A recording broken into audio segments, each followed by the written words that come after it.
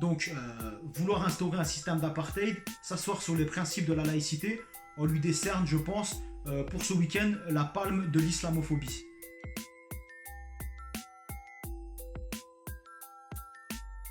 Bonjour à tous et bienvenue sur ma chaîne YouTube. Aujourd'hui, je vais vous parler de la faiblesse des arguments des islamophobes en France et comment le racisme envers les Roms, les Asiatiques, les Noirs, les Arabes, bref, le racisme envers toutes les minorités non blanches pousse à une islamophobie absurde.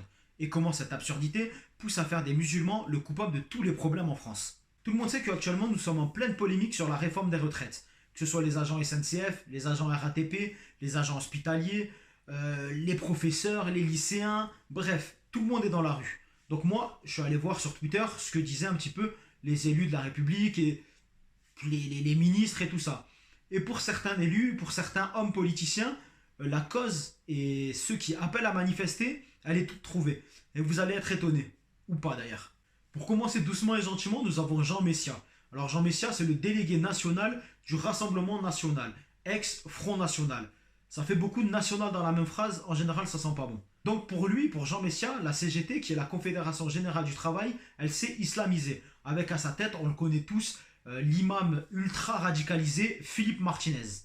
Mais rappelons très rapidement ce qu'est la CGT. La CGT, c'est une organisation syndicale qui est là pour faire appliquer les droits des travailleurs, des salariés, et pour améliorer les conditions des salariés. Et pour continuer, toujours ce week-end et toujours sur Twitter, nous avons une habituée des polémiques. Alors on l'a eu avec des polémiques racistes, islamophobes, homophobes, bref, tout un tas de polémiques. C'est Agnès Serigeli, qui est pas une députée, pardon, qui est une élue LREM, donc de la majorité, de Saint-Germain-en-Laye dans les Yvelines. Alors elle n'y va pas par quatre chemins, elle va droit au but.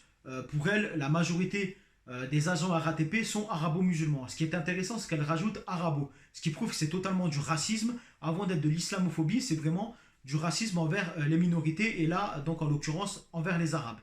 Elle va plus loin en plus, elle pousse le truc jusqu'au bout parce que ce week-end, elle était au taquet. Hein. Et donc, selon Agnès Serigeli, les musulmans ne devraient pas toucher la prime de Noël. Elle ne le dit pas clairement, mais c'est exactement ce que son tweet veut dire. Parce que, toujours selon elle, pour les musulmans, Noël serait méprisable. Alors, en plus de parler à la place des musulmans, elle voudrait instaurer un système d'apartheid, où une certaine population, là en l'occurrence les musulmans, n'aurait pas les mêmes droits que les autres. Voilà, pour une élue de la République, en plus de ça, sur la fin de son tweet, elle s'assoit sur les principes de la laïcité.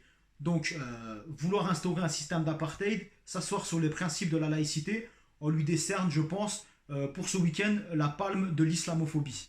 Pour terminer cette vidéo, on va rester avec une habituée des polémiques islamophobes en général. C'est Lydia Guirous, qui est donc l'une des porte-paroles des Républicains. Donc, ce week-end, sur Twitter, elle est partie en guerre contre Nike. Elle appelle au boycott de Nike. Alors les gens qui me connaissent un petit peu, ils savent que je ne suis pas du tout contre les appels au boycott, mais il faut que c'est un sens, il faut que ce soit pour une réelle raison. Là, Lydia Guirous appelle au boycott de Nike parce que Nike commercialise des burkinis. Alors les burkinis, c'est des sortes de combinaisons de plongée pour femmes. Alors c'est soit pour les femmes qui portent généralement le voile, ou alors ça peut être également pour des femmes qui ne se sentent pas bien dans leur corps et qui ont honte de se mettre en maillot et donc qui ont la possibilité de mettre des burkinis. Donc voilà, Lydia Guirous... sous couvert de la liberté de la femme, veut interdire à certaines femmes donc de mettre des burkinis et de s'habiller donc comme elles veulent. Donc pour Lydia Guirous, la liberté de la femme passe par une interdiction. J'espère que la vidéo vous a plu, je vous remercie de l'avoir regardée. Je vous invite à vous abonner à ma chaîne, à mettre la petite cloche afin d'être au courant des prochaines vidéos. Voilà, plusieurs concepts vont arriver, des micro-trottoirs, des débats. Donc voilà, je vous invite vraiment à partager mon profil et j'espère que je vais pouvoir vous proposer du contenu de qualité. Voilà, merci à tous.